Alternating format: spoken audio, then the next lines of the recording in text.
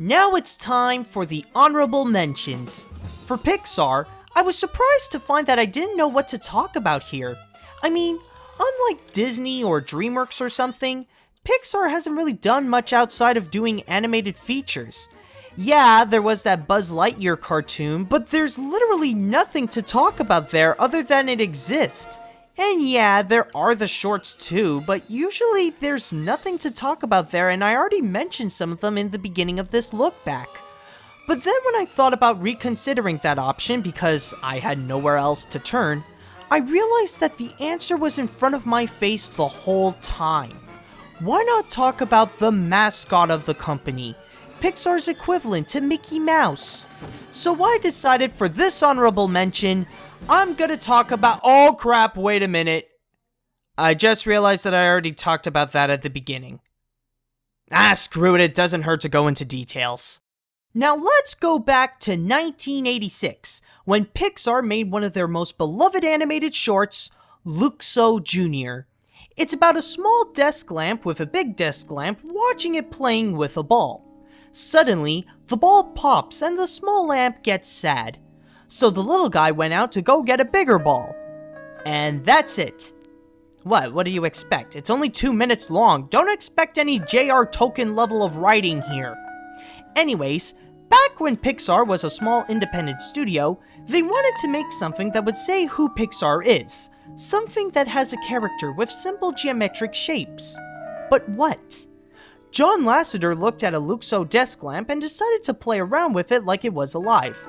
And it was at that point that they have found their character. But that wasn't all.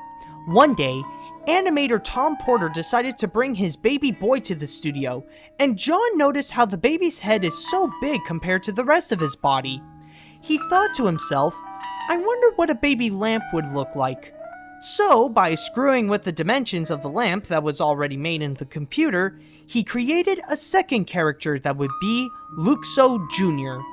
Originally, it was supposed to have no plot at all. It was meant to be just a character study showing what Pixar could do with the technology. But then a plot was added after John met Belgian animator Raoul Servet, who told him this piece of wisdom. No matter how short it is, it should have a beginning, a middle, and an end. Don't forget the story. Another reason why he added a plot was because John was inspired by an animated short made in the University of Montreal that was shown at SIGGRAPH in 1985 called Tony de Peltry, which was about a piano man reflecting on his glory days.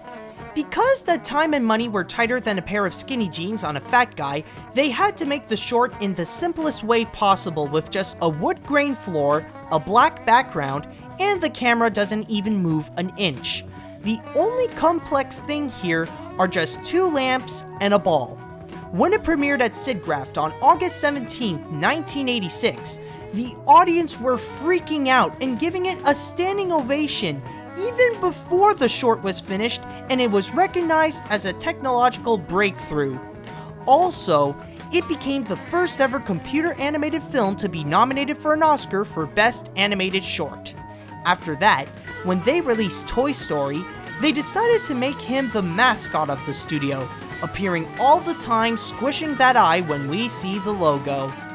There are times when Pixar made a different variation of it, like in both Cars films to commemorate the 20th and the 25th anniversary of the company, and in WALL-E where the robot had to come in and replace Junior's bulb and to replace the R. The animated short was shown once again in 1999 before showing Toy Story 2 in theaters. At one point, Disney made an audio animatronic of Lookback Jr. near the entrance of Toy Story Midway Mania at Disney's Hollywood Studios in Walt Disney World. But they decided to remove it just so that they wouldn't get any trouble from the Lookback company. Which is a shame because it did look pretty awesome at the time.